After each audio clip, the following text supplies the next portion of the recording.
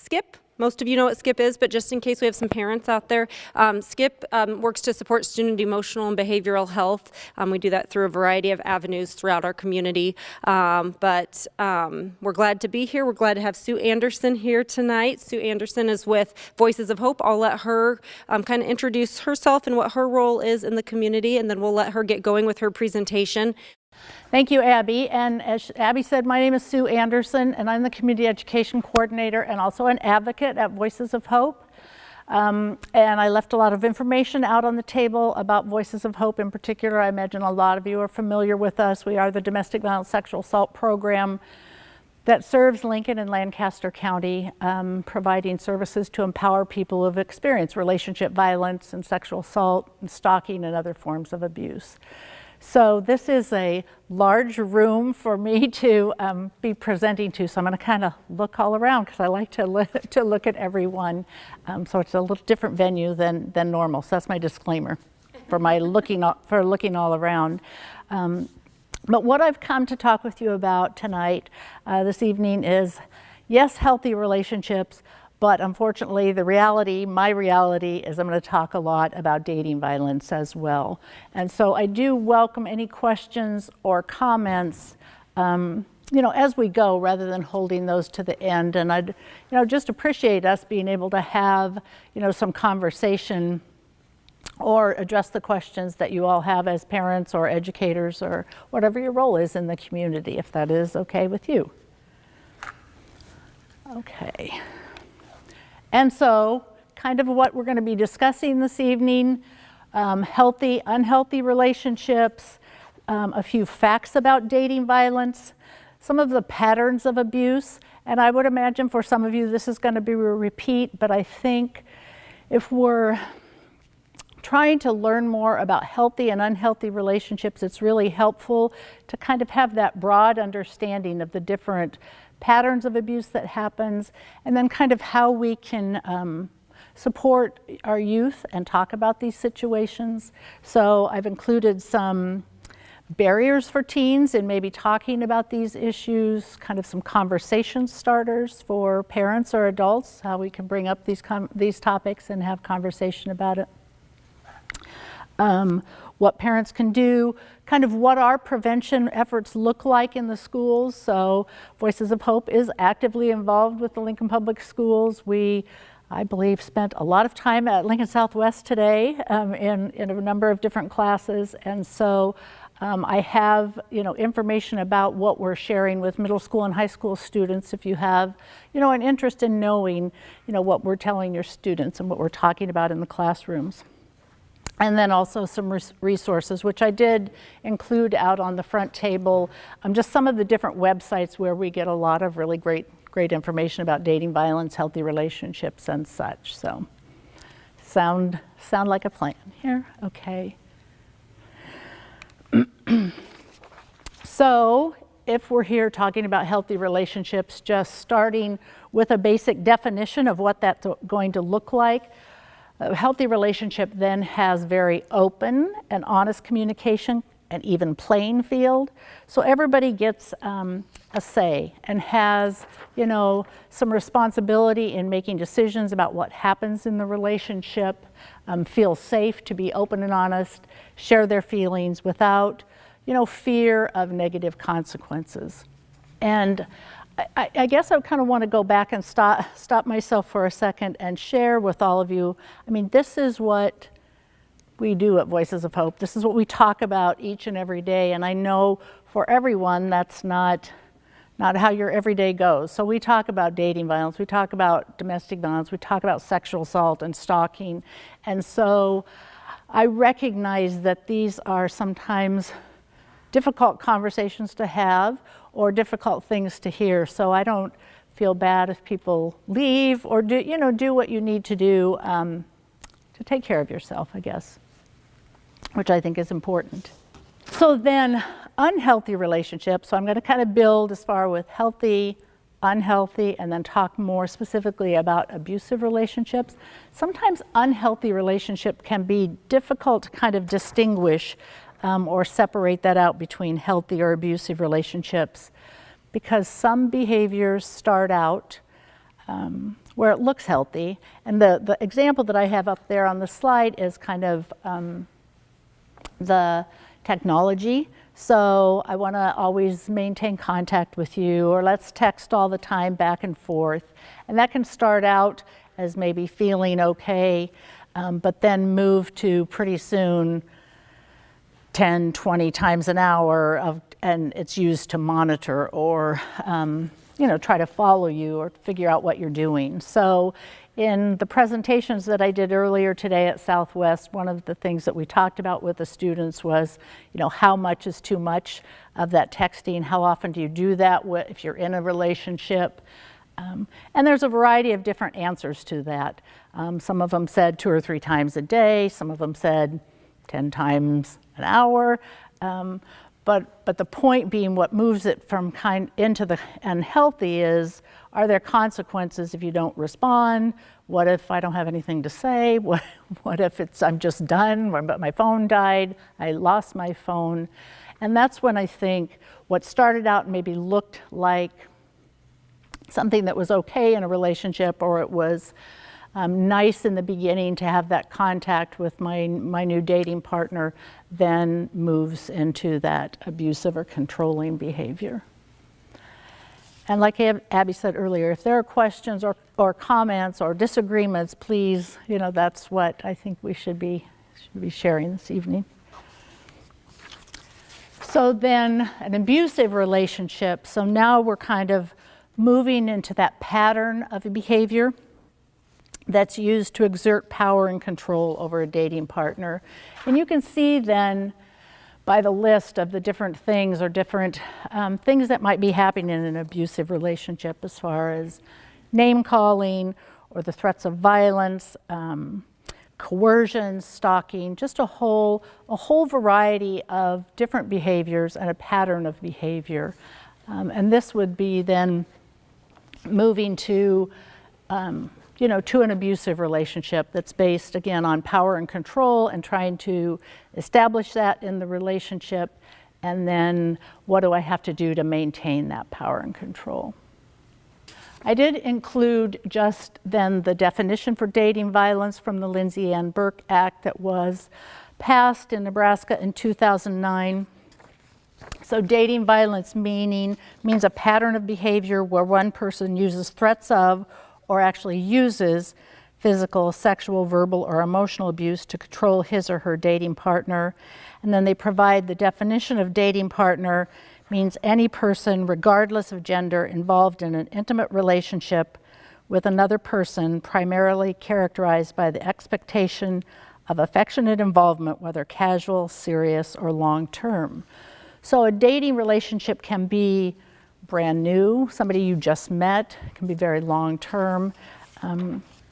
But I think just for you to have an understanding of the definition that we have in law in Nebraska.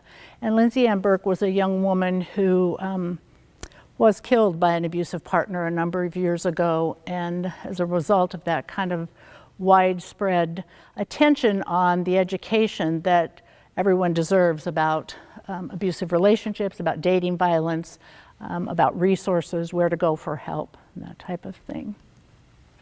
Okay, I've got a few facts then on dating violence, and I find these all pretty interesting. So roughly 72% of 8th and 9th graders are in a dating relationship. According to the National Domestic Violence Hotline, an estimated 1 in 3 high school relationships involve some sort of physical, emotional, or sexual abuse. Each year, nearly 1.5 million high school students in the United States experience physical abuse from a dating partner. So I think part of the reality about dating violence is this is happening to somebody that we know and that we interact with, whether they're disclosing to us or not. So approximately 2/3 of teens in an abusive relationship never tell anyone about the abuse. So it's happening, and then there's a lot of shame and isolation that surrounds that. So I think having conversations like this, or having the opportunity to talk with adolescents and young adults about this, is very, very important and very empowering. And then 81% of parents that were surveyed either believe teen dating violence isn't an issue or admit they don't know if it's an issue. So I assume we have parents and educators here, and I don't know if these facts, how those sit with you, I guess. So if there are any responses or any comments.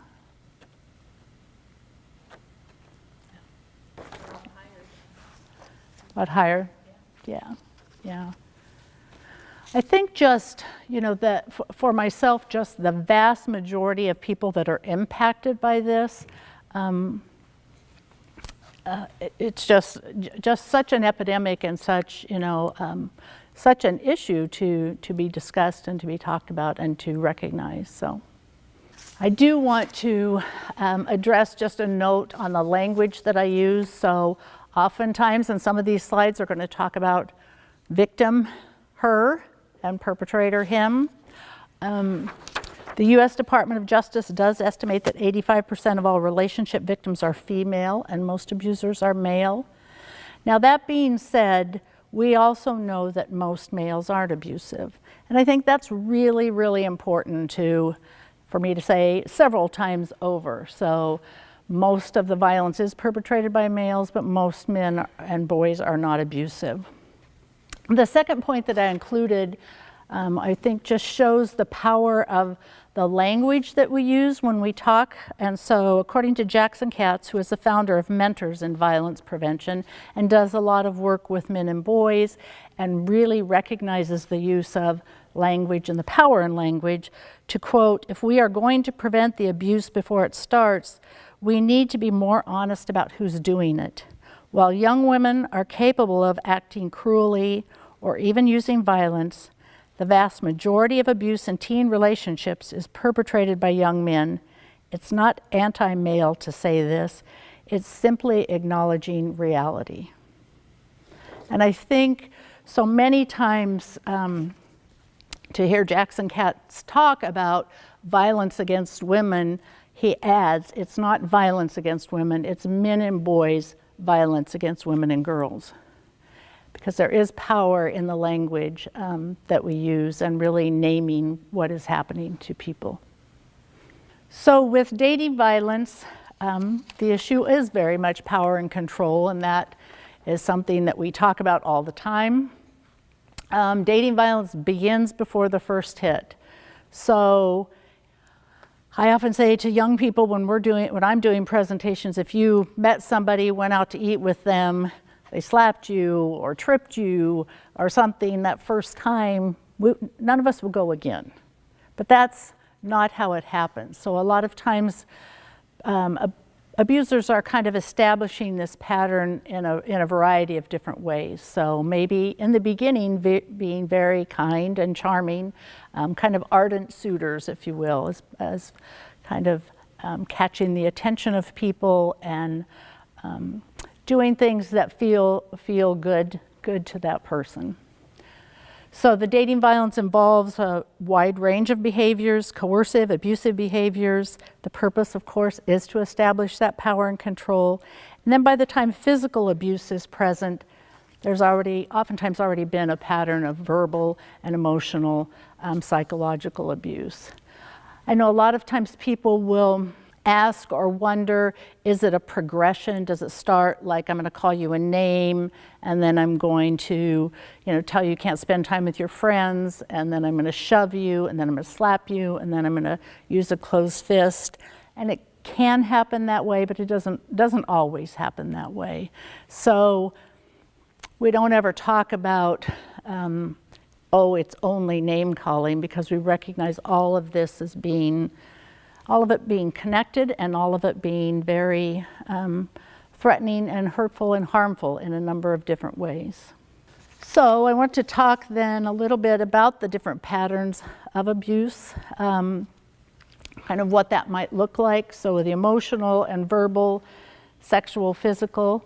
Emotional abuse, a lot of times I know for us at Voices of Hope are the calls that we might get of, I don't think I'm calling the right place, or it's not like what I saw on TV and on the Lifetime movie.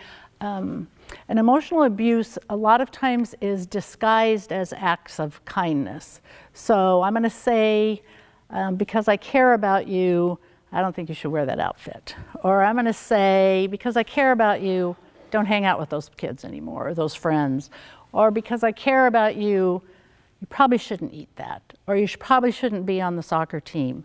So it gets really confusing. And it's hard then to kind of separate that out of, because it started with, because I care about you, right?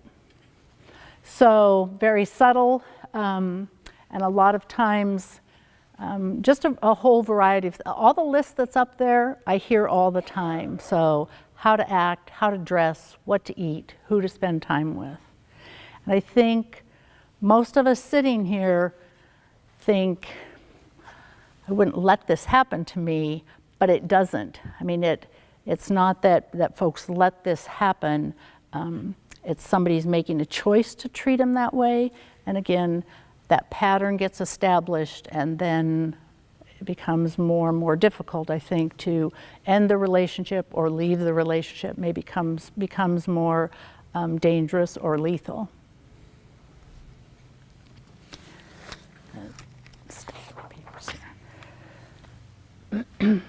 Whoops. So, yes. I was just thinking about another form of emotional abuse that I've seen, and it's more focused on the needs of the one who's manipulating. It's if you break up with me, I'll kill myself. Yes. If Yeah. you, I can't stand to not be with you. I need Yeah. you so much, and so Yeah. it plays so much on a guilt theme, and it's not so much put downs Right. of the other person. It's about I as the abuser, manipulator, can't be without you, Right. and you'll be responsible if I do something to hurt myself. Yeah. And that one seems very difficult for a lot of young women, especially, Right. to overcome. Right. And could everyone hear that? Hear okay? Just talking about that threat of harming themselves. So you're my everything, and now nobody can be anybody's everything. And so, but it becomes, very, like you said, very much plays on that guilt, and I feel responsible, and I can't leave because now he or she is saying they'll harm themselves. So something very, very common that we see in adolescent dating relationships and in adult relationships as well. Verbal abuse, very much just like it says as far as calling names. Really that purpose to belittle someone, make them feel less than. So much of dating violence is not physical and is not sexual. So much of it is not against the law. And so that makes it really difficult. So I'm not going to walk in here this evening necessarily with a black eye. I'm going to walk in after my partner said, nobody's going to listen to you. You're not going to do a good job tonight. Things that, what one of my colleagues used to say, are soul wounds, injuries to who I am and what I believe in, but things that none of you could see, right? And so that's kind of the purpose then of verbal abuse as well, kind of make me think less of myself, work against my self-confidence, self-esteem, and such. Yes? What's the difference between verbal and emotional abuse? The difference, well, I would see them connected. So, and I think the verbal abuse that I'm going to be using, they're really connected. So, as far as verbal abuse, I'm going to use name calling and that kind of thing. Sometimes the emotional abuse can be kind of that crazy making stuff. Let me think if I think an example. So emotional abuse would be, your friends are talking about you, they're talking behind your back, that kind of thing.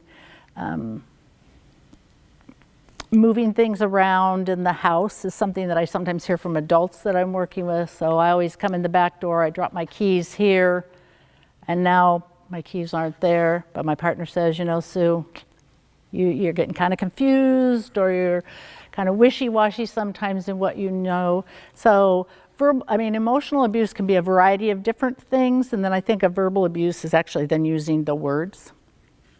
Okay, good question, thank you.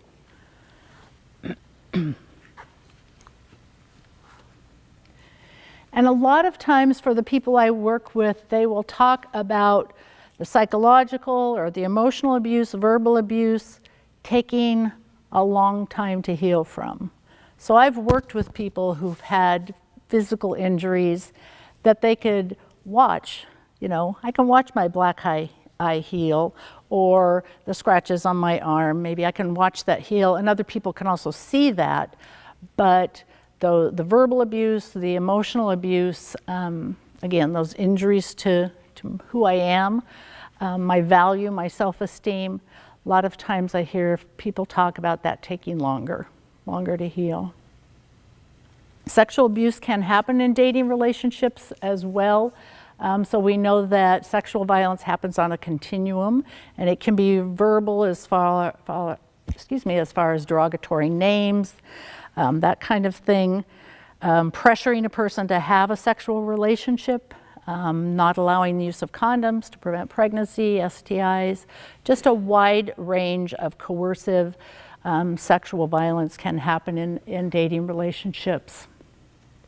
To the end of sexual assault, rape as well. And I know that sometimes the sexual violence that people experience may be the hardest for them to talk about. So I know with the adults that I work with that that's the case. I know that sometimes for us at Voices of Hope as advocates, we have had to become more comfortable and more gentle and kind in how we ask about that. Because just asking somebody if they're experiencing sexual violence in their relationship, probably almost everybody's going to say no. But if I take the time to, explain what that will look like or what that could look like, then chances are somebody's going to feel more comfortable in disclosing. And then the physical abuse. So again, this is what we often think about when we think about dating violence. We think, can identify that this would be abusive. But it can be a variety of different things. So it can be driving too fast in the car. And I think that we hear that from adolescents, young adults as maybe a tactic that their abuser is going to use. It can be abandoning somebody in a place that's not safe, and I don't have a car. Taking your phone so you don't have a way to contact anybody. Throwing objects. I think, breaking things, so putting a fist in the wall next to me, that's a form of physical violence, and it's also a message to me that could be me next time. Slapping, biting, punching, burning, stabbing, pinching is something we talked about in the classes that I was at earlier today. Sometimes tickling. So, and the students had a hard time kind of with that, but I think, has anybody been tickled and not wanted to be tickled? And when you said stop to my big brother and he didn't stop? That can be, if it's happening in this context, it can be, a form of then the physical abuse that could be happening to people. And so a different way then that we would look about this or talk about it with students or with the general public, we really use a power and control wheel to help give a visual so people have an idea of what's happening in abusive relationships. And this is something that we probably lots of you are familiar with, and something that we share a lot with folks when we're talking about abusive relationships. So you can see, I always think of the power and control wheel that if I'm an abuser, if I'm somebody who chooses to be abusive to my partner, that's my bag of tricks. I'm going to use what works until it doesn't, and then I'll find something else that works. And so you can see some of those things around that power and control wheel are against the law. The physical violence, the sexual violence, and then some of the things as far as possessiveness and intimidation, those kind of things might not be against the law, depending on what level that person takes that to. So this for us is a really helpful tool to help, again, show what dating violence would look like. And then there's the good news. There's the other side of the wheel as far as the equality wheel.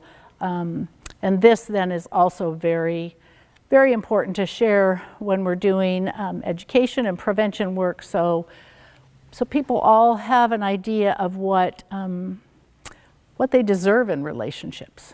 And I think everybody enters into a relationship and this is what we think we're getting. I don't believe anybody enters into a relationship and thinks that those abusive things are going to happen to them, or do they return to a relationship where they think that's going to happen to them again. They think that it's going to be, be this way, and it's going to be a relationship that is based on equality.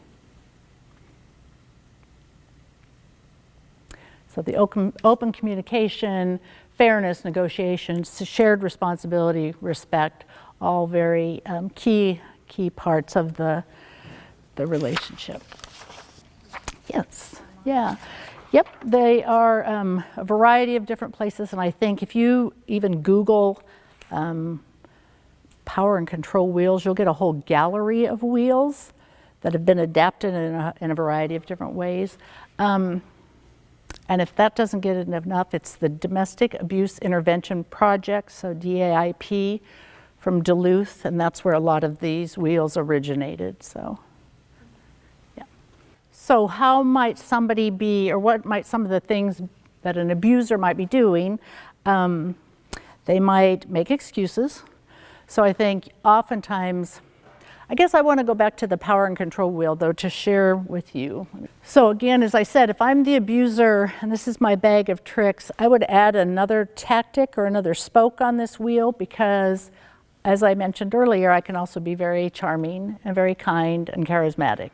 And so that's sometimes, if somebody tries to leave their abusive relationship, that's often, that can be what the abuser presents first. I'm going to try this first. I'm going to be sweet and kind and buy you flowers and take you out to our favorite restaurant.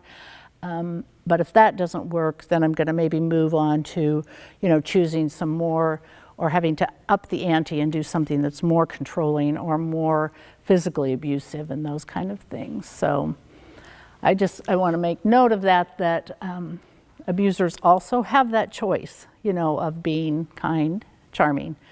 And I think that oftentimes what happens then, the person who's experiencing the abuse in the relationship sees that. So I see my partner being nice to all of you, but not me. And so it must be about me, and I need to figure out how to fix this or what to do about it. And so I think that adds to the confusion, it adds to the difficulty in leaving, it adds to, am I going to tell anybody? Because you all are going to see him or her being really nice to you. And what's happening to me a lot of times is happening behind closed doors or in private. So kind of some things that somebody who's abuser may make excuses, think that it's normal.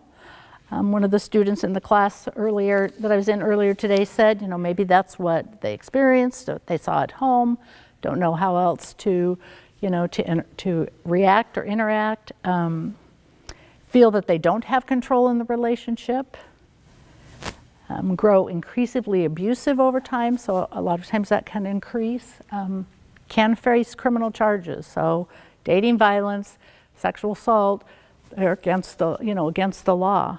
And they might be dropped from their group of friends. So that would be, one of the things that we want to, I think, empower, our youth to do is to support their friends, not only their friends who are in abusive relationships, but also to give them some tools on how to interact or talk with their friends who's being abusive as well. And those are both really difficult conversations to have.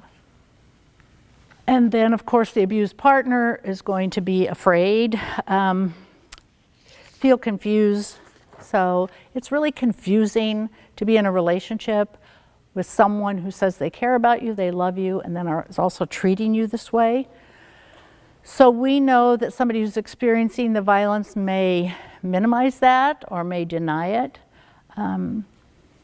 I also know that that's part of how people survive. So I have to think it's not that bad, or I can't leave here tonight and go home, or I have to think it's partly my fault, or I can't leave and go home. And again, as my role as an advocate, then I think I have a responsibility to gently help somebody realize this is happening to you, but it's not about you. It's, you know, the choice that the person is making to treat you this way. And that is difficult, I think, difficult for people to hear. I mean, people who are experiencing violence may try to change their behavior. So I'm gonna, again, I need to try to figure out what I did. And so I want to not do that again, so this can't happen again. Maybe change the way they dress, give up friends, start to lose self-confidence. One of the things that I think happens in abusive relationships, and kind of that emotional abuse that can happen, is being out somewhere perhaps with your partner, and then maybe all the way across this auditorium, I catch their eye, and I know based on the look or the body language that, oh, I did something to irritate them, to make them mad, and now I have to figure out what that is or how I can fix it, you know, before we go home tonight. So another kind of example of the emotional abuse, the psychological abuse that happens without leaving any marks on anyone. Any questions or comments at this point? So kind of move on to maybe some barriers for teens, kind of some conversation starters for parents and adults. So again, as I mentioned, it is confusing to be in a relationship with somebody who harms you. I think it's a barrier for teens if they admit that they're in this dating relationship. They might lose privileges, they might have the phone taken away, they might be, I guess people still get grounded today, I don't know, they said they do. Or you can't ever see him again. So I think there's this huge, you know, a huge amount of fear of who am I going to tell that this is happening to me? Are they going to believe me? Are they going to support me? I'm afraid that if my family gets involved, they might get harmed, might get physically harmed. So lots of barriers. And I know that I always believe whenever somebody talks about experiencing violence in their relationship, it's very much an act of courage. So somebody calls our crisis line, which is anonymous, and we don't have caller ID. I still think that's very courageous to really kind of break that cycle about what's happening to you and reach out to somebody and tell them. It takes a huge amount of courage, and it never ceases to amaze me as an advocate how many people are willing to do that. Call me, walk into our office, talk about what they're experiencing, and then usually thank us, you know. So it's very much an honor to be able to work with people and provide services to them. So some additional barriers for teens in particular: can't file a protection order, have to be 19. So would need a parent to file on their behalf. That hasn't changed, unfortunately. And as far as programs similar to ours, we're very limited in the services that we can provide. So we could meet with someone one time without then parent or guardian permission to have continued contact. That being said, I always tell students and people they can call our crisis line, they can go to our website, they can go to our Facebook page, some of the resources, the different websites where you can get a lot of good information about support and dating violence and such. So a lot of teens don't identify what's happening to them or don't realize maybe the danger of the relationship. Some some teens and adults equate jealousy and possessiveness with love. So, and that can be one of those things that I mentioned that in the beginning that might have felt kind of good. And then it's like, oh my gosh, smothering, and I can't go anywhere. And that jealousy and possessiveness is really then somebody treating you like a possession and not or an object and not a human being. And then a lot of times TV shows or movies, videos, music really romanticizes violence, right? And I'm not current on any of those necessarily, but I heard a lot, in the classrooms today about different, just even songs, I think, that if you take away sometimes the artist that's performing them and the catchy tune that goes with it and really listen to, to the lyrics of what's being said, it's pretty amazing sometimes. So sometimes some of the safety planning that we can do with teens, developing maybe a code word that you would say, if you needed help or those kind of things. I think teens do this with each other a lot. Of, if you give me a call and I say this, or if you get this kind of text for me, this means I need some help or assistance or something's not going right. Screening calls and visitors, some of these things are not possible, right?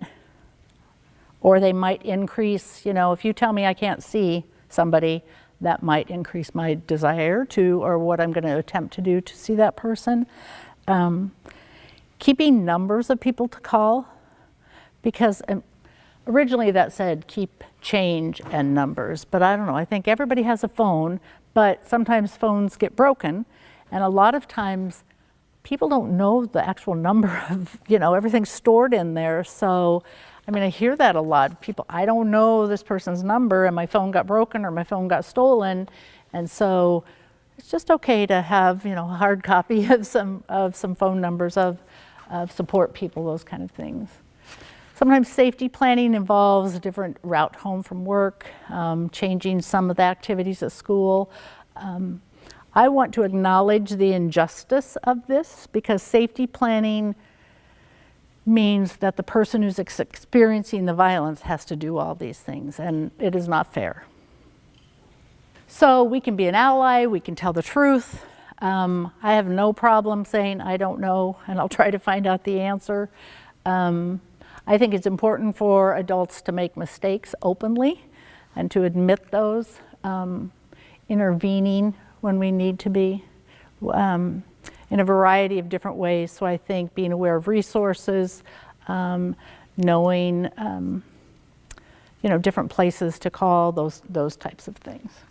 Kind of what then students or teens need from us as adults. They need us to listen, affirm their feelings, avoid criticizing. All these things are really hard.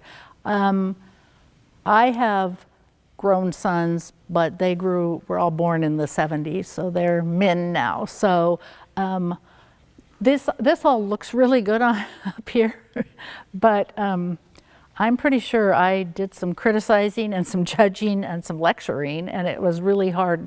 It's really hard not to.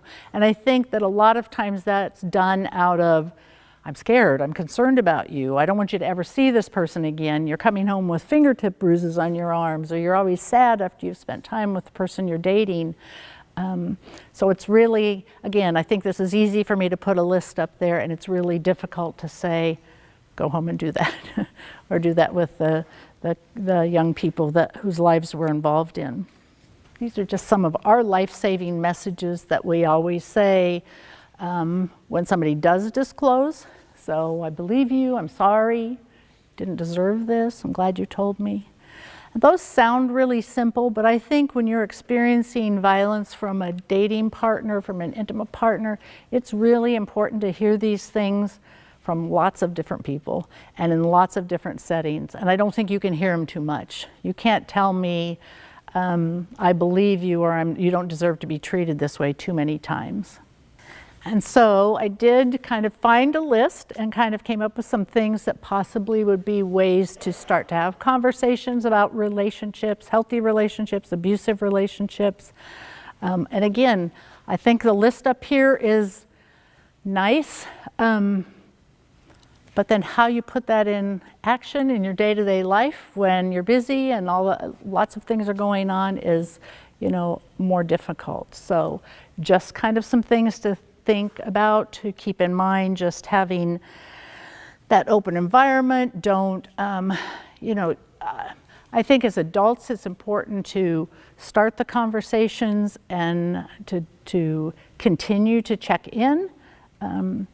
But do it, with creating the open environment, doing it when there's enough time, to have a conversation, even though it might not last very long, but just to make sure that you do have that time, giving somebody your undivided attention. Think of relevant examples, more modern, up-to-date examples. Those kind of things are important. Understand questions and answers. And again, being okay with saying, I don't know, or I'm concerned about you, or let's figure this out together. It would be important. But I think that we can ask,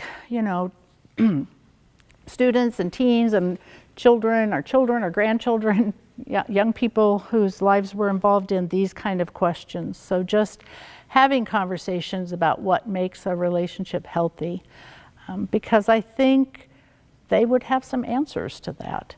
I know every classroom we go into, kids know the answer to that. They know what they want out of a relationship. They know what they don't want. And I think that those are important questions to ask. So what do you want out of a relationship? Questioning what kind of things are you seeing with your friends or at school? I mean, I know that most dating violence is going to happen in the home of one of the two people involved. So perhaps it isn't going to happen necessarily in the classroom, in the halls, but sometimes it does.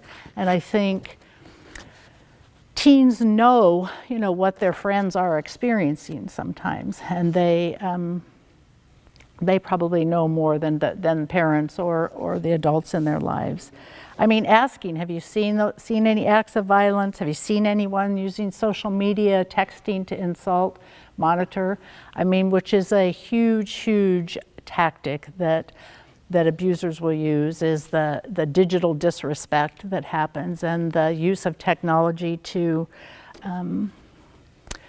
monitor, but also then threatening, and the pictures that can be taken, and just all of that technology that can be such a positive thing in people's life is just an additional tool for somebody who chooses to be abusive in relationships. So I think it's important to ask questions like, what would you do if you witnessed dating abuse?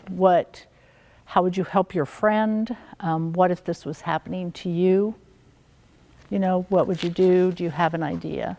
Again, these may start a conversation, they may not, but I think they plant seeds, which I think is really a lot of times what we're doing. So, and we're oh, I'm sorry, question. So, anybody want to jump in? I don't have all of the answers to this. So, and I think, if part of what my response would be if somebody told me, yes, I have witnessed that, is there kind of follow the policies of the school, or did you tell, this happened at school, or did you tell someone? Do you have somebody that you reported that to? Those kind of things. So, but yeah. And I think sometimes, I do encourage people to talk to the person who's being abused, and to do that, safely and in private, because more than likely they know somebody saw it happening to them. And so if I'm talking to a teen who said, yes, I witnessed this at school, one of the things, or I witnessed it after school or at an event, can you go privately, just one-on-one to that person and say, hey, I noticed that this happened to you. Are you okay? Do you want me to go with you to talk with someone? Do you want to call a crisis line? Those kind of things. Because the abuser is going to count on everybody not getting involved, right? And he or she's going to say, nobody cares, or it's my right, or it's not that big a deal, and I'm not going to get caught, or I can talk my way out of it if I do get caught. So I do encourage people to safely, talk to that person who's experienced the violence. And again, you have to be prepared to have her or him say, Sue, mind your own business. You didn't see it that way. That's not what really happened. But again, I think you plant that seed that you did. So if they said no, that didn't happen, or don't do anything, would you still have your teen or whoever? Would you still have them go talk to somebody else about it, as far as a teacher or counselor or something, or just? Yeah, and I honestly don't know, and I don't know if there's one right answer, and I am open to any of the rest of you to ask.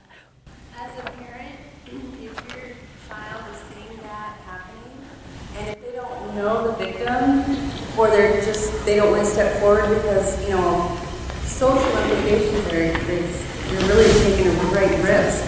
I would encourage your child to go talk to their school counselor or talk to a teacher or anybody at school that they trust that's going to handle it discreetly. Because then the school staff member can pull the victim aside and say, hey, I think this is going on. And you have an adult dealing with the victim who can then start working in that way. The person, your child then is going to remain anonymous. Does that make sense? Thank you. That makes perfect sense. I appreciate that. Yeah. Yeah. So telling that trusted adult who then can intervene and kind of leaves perhaps your teen who witnessed that kind of out of that. And they can provide some services or safety planning, talk about different things. Thank you. Thank you.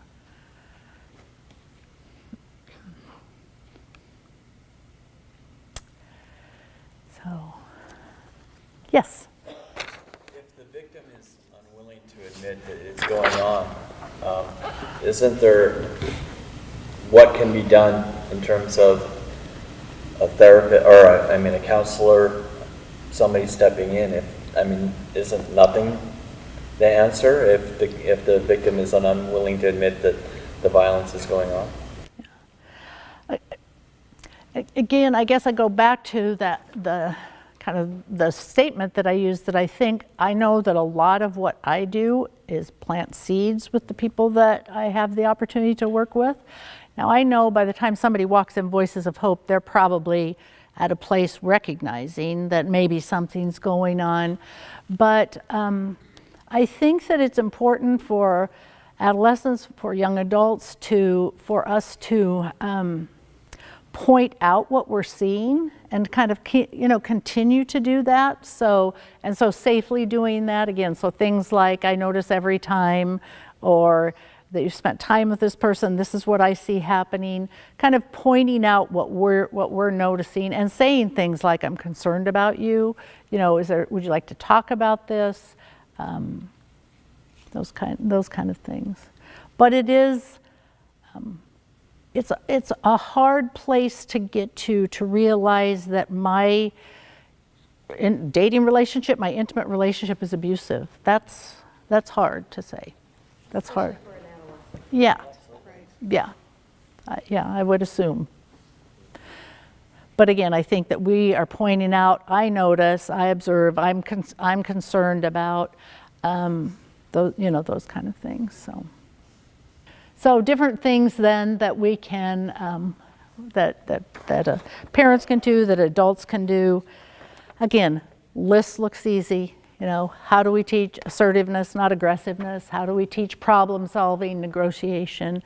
But I think just being honest and having conversations, teach the warning signs of abusive relationships, being a role model in our own relationships or in kind of how we, interact with our children, with the different adults in our lives. So I guess February is, we're at the end of February almost, right? It is Teen Dating Violence Awareness Month. So some of the things then that we're involved with at Voices of Hope in the schools here in Lincoln. So tons of presentations, mostly not done by me, by two amazing prevention specialists who go into the middle schools and high schools. I mean, they can do 6, 7 presentations in a row and touch a lot of lives and share a lot of information.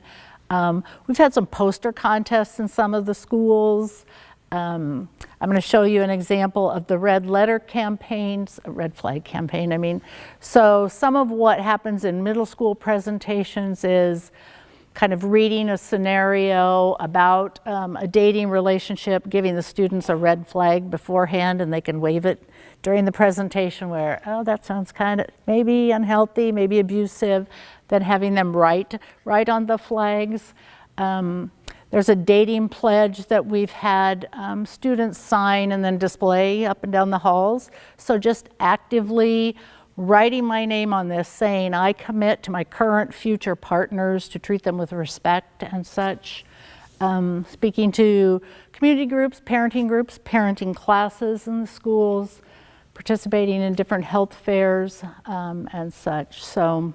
And I probably am missing tons of other things that some of my other colleagues are involved with.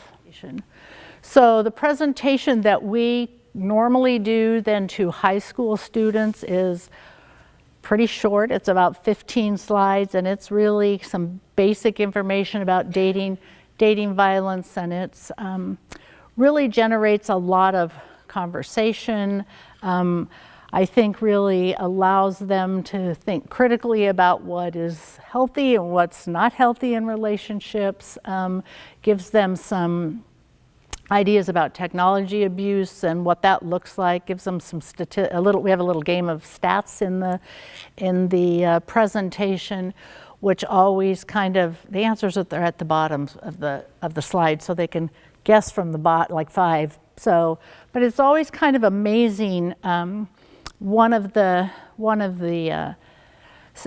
statements in the game of stats is the number of female students and male students, high school students, who endorse some sort of sexual coercion in a relationship. And it's like 73%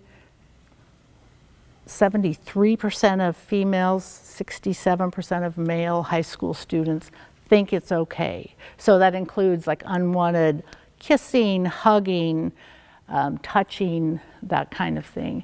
And I think, that kind of game of stats, sharing that with students really gives them time to think, and really generates a lot of, conversation about, wow, that's a lot of my peers who think this is okay. So different resources that I had on the table out front, and you can see now a lot of that for the teen dating abuse helpline, you can text to do that. This is a much different world than it used to be. So for example, our crisis line at Voices of Hope is not as busy as it was when I started to do this work 30 years ago, because people are contacting us in a variety of different ways. They're texting, they're using our Facebook page, they're sending emails, just going to our website and downloading or getting a lot of information for themselves. So kind of how we communicate or how we stay connected or share information and resources has really changed a lot. Yeah, what other questions or comments or sharing that anyone wants to do? What ages, for those that don't know, what ages do you go and start talking to students in your schools? Yeah, in middle school, so what is middle school 5th, 6th? We're starting in 7th? Thank you. 7th. Yeah, so we don't do Yeah, we're not going into the grade school. I mean, I go to some of the family literacy classes in the grade school, so talking to the adults kind of about our services and about dating, domestic violence and those kind of things. But yeah, the majority of our education and prevention work starting in 7th grade. And it's really, I mean, the prevention work is really the focus of lots of our work, right, that we're doing, of really, these are choices people make, and this is preventable violence. And so, you know, teaching about your rights and responsibilities in relationships, and, you know, how to communicate, and that you have the right to be treated with respect are really important pieces of that. So as a male, I gotta ask, so I understand extremely well the importance of focusing on the victims. Is there anything that we can do as parents to try to work on preventing the abuser? Mm-hmm. And I think just having the same conversations, you know, with sons as with daughters, as far as your rights and responsibilities in relationships. I think that again, I have big grown men sons, but when that, you know, I think a lot of times the messages that used to get sent were, you don't hit girls. I don't know if that's still a message that gets sent, but you don't hit anybody, you know, and you deserve to be treated with respect, whether you're male or female. And I think, you know, that I mentioned Jackson Katz, and I think he's got a lot of good information about raising men and boys, and there are a lot of programs coaching men into boys and different things that really focus on, we need men and boys and, you know, engaged in this work so that we, you know, that we all can be safe. So, because I know obviously in the household there's those lessons that are hopefully being taught. I was just wondering, as you alluded to, that when you go into middle schools, are you teaching young boys code of conduct, code of behavior when interacting with not only girls, young women, but also just even other boys? right. And I think a lot of what they're talking about, again, and I will admit I'm not involved in doing a lot of that direct work, but they're talking about, yeah, that mutual respect in all kinds of relationships. So we're, you know, when we're talking with younger kids, it's about, you know, all of these things still, they apply to friendships too. No matter what our relationship is, it applies to our relationship with our friends, with our parents, with our, you know, colleagues. So, you know, those same kind of things that were around that equality wheel are important aspects of all relationships. So, Your evening. yeah, thank you.